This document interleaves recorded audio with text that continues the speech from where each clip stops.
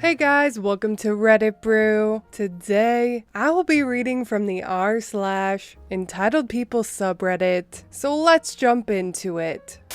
Deadbeat brother crashed my Crown Vic. Gets a night in jail he won't forget.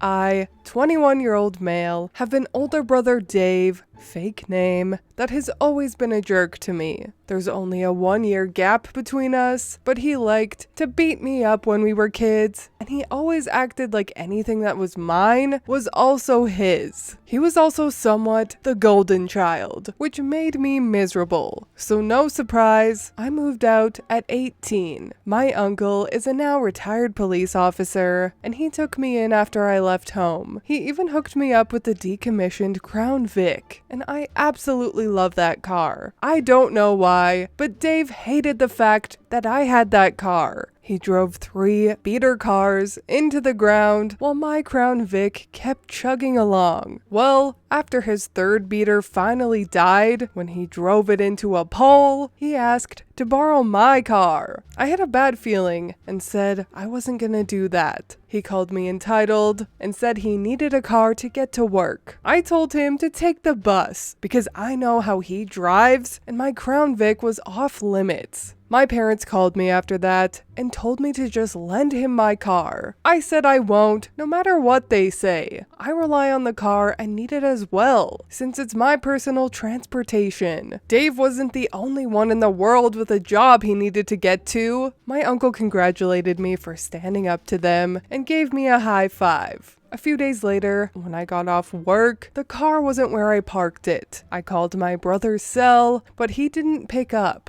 Then I called my parents and asked them if he took my car. They denied it. So I said I was gonna call the cops. And then they admitted he'd borrowed it because he needed it. I told them he better bring it back right now or I'll have the police looking for him. They called me a jerk and then phoned Dave to bring my car back. He showed back up in the parking lot in my car 20 minutes later. I demanded to know how he even stole my car, and he held up a set of police Crown Vic keys he'd bought online. Some were made universal. I told him that if he ever stole my car again, I'd have him arrested. Then he had the audacity to ask for a ride home. He made me wait in December cold after stealing my car so he could walk. He called me a jackass before I drove away. After that, my uncle installed a tracking device in the car. When Christmas Day came, I was celebrating with family like every year. The roads were cold and icy, so I had to be very careful while driving. By now, you're probably clued in on the title. Yeah,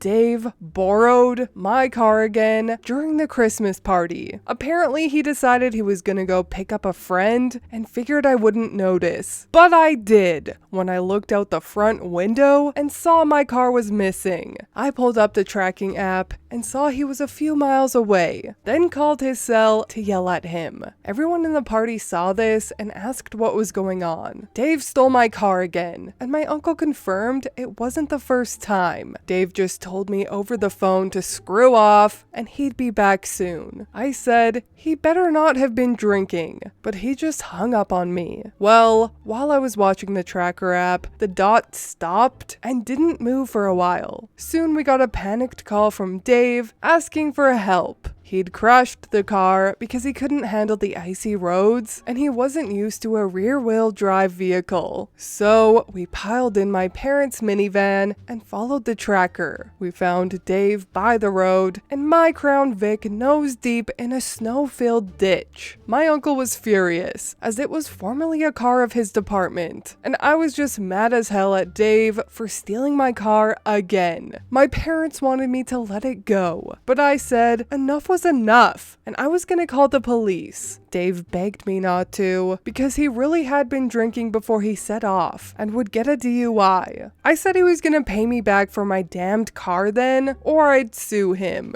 Well, as luck would have it, police were already aware of the accident and were driving in to check on the scene. Someone else had called them, I guess. My parents tried to say that I was the one driving the car, and they were just there to help me. I said that wasn't true, and my uncle backed me up. In fact, one of the cops that were there recognized my uncle and they had a chat. Then they went to Dave and asked to see his license, which I then found out was suspended after he'd crashed his previous car. Then they breath tested him. He wound up with cuffs slapped on his wrists while my mother was crying and begging the police not to take him away. But the officer just said that she and my dad could get arrested too for lying to police. That shut my parents up and we got back into the minivan. The Christmas party ended early and my parents drove me and my uncle home since he rode with me. They didn't say much to either of us the whole drive and just sped away as soon as we were out of their van. They nearly slipped off the road themselves doing that. My brother was let out of jail the next day and he looked so scared that he was practically crying. The cops there had roughed him up a bit while talking about prison and the shit they'd seen go on there. David actually pissed himself during that and they let him take a shower. That's when my uncle started cracking up and revealed to us that his friends in the department never filed the DUI and just the charge for the suspended license, which was about a $600 fine. My uncle said he just wanted to teach Dave a lesson, and this would be the one and only time he'd ever get his help. Dave then apologized to me and said he'd pay to have my Crown Vic fixed and would never touch it again.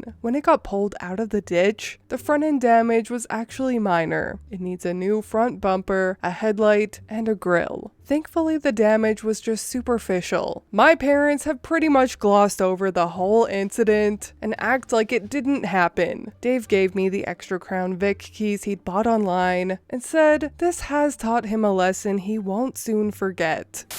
Parents were sour at me for making my brother pay me back for damaging my car. Now my father is in jail. This is an update to my previous post. And this all went down yesterday. My brother promised he'd pay me back for the damage to my car. And he kept that promise. The body shop guy cut me a deal at a fair price for replacing the damaged front end parts on my Crown Vic. He just asked if I cared whether or not they were OEM. I told him I didn't care if they were OEM, as the car is far from new, and I didn't need the bill to get too high. I'd thought that the damage was only cosmetic, but there was some minor damage the body shop will need to pull out. But it's not frame damage, and is an easy job to straighten out, they told me. There was some minor damage to the fender panels, but they said they're easy to fix, especially since I don't care that they aren't perfect, and the new parts will be painted in a matching color. So that's good. My brother willingly paid cash in advance to the body shop after getting the quote from them. He seemed all too eager to hand the money over and politely bid me goodbye. I won't say how much it was, but it definitely hurt his savings, especially after the fine he had to pay for driving without a license. He was wanting to get a replacement car, but he won't have one till his license suspension is over anyway, and I don't know when that will be. But I think it's gonna be a good while. Anyway, my parents had given my brother a ride to the body shop, and as soon as he was out the door, they stayed and admonished me for making him spend all his money fixing my car. I imagine they were about to say something about how I should have just lent my car to him to begin with, and how all of this would have been prevented if I had. But something in me snapped, and I cut them off. And that's when it spilled out. I called them out on everything that came to mind. All of the favoritism, how they act like my brother has always been more important,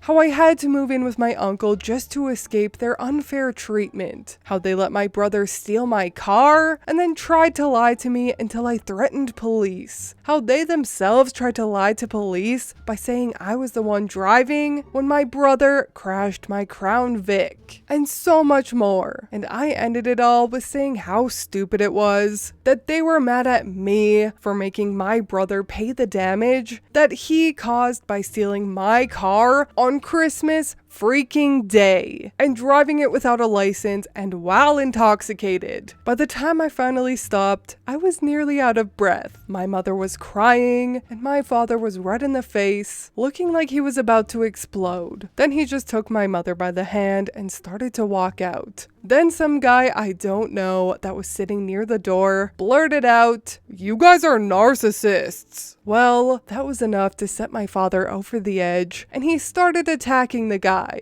My father is not a small man, and he knows how to throw a punch. So he started beating the crap out of the poor guy like a mad gorilla. I yelled for the clerk to call the cops, and they did. My father heard that and bolted out the door and drove off. He actually left my mother behind crying in the lobby. Police had to pick him up at home, and he surprisingly cooperated when he was arrested, but he's looking at charges for assault. The guy he beat up suffered a very swollen black eye and a possible broken nose and concussion. I was there when they were loading him into the ambulance to get him to the hospital. My mother has called me crying and is blaming herself. My uncle is saying, "It was about time my dad tasted some karma, and my brother is doing everything he can to stay out of it. This is not how I thought this was all going to go down."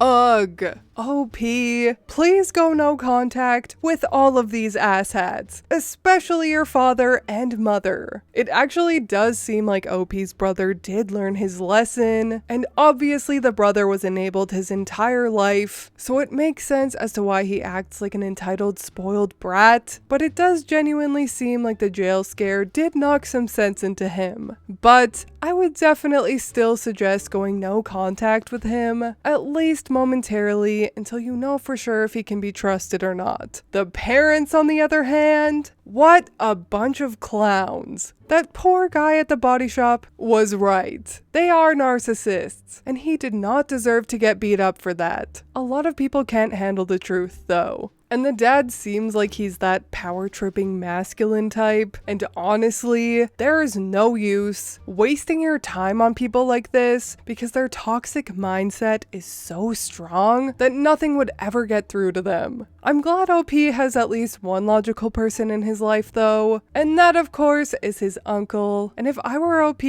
I would not associate with any of my family except for this uncle. Like, man, great googly moogly. I just can't get over how pathetic this set of parents are. Good riddance is all I can say. But anyways, that is all from me today. I hope you enjoyed this Entitled People /parents /update. If you did, please leave a like and subscribe. I truly appreciate when you do, and I will see you in the next Reddit story. Bye!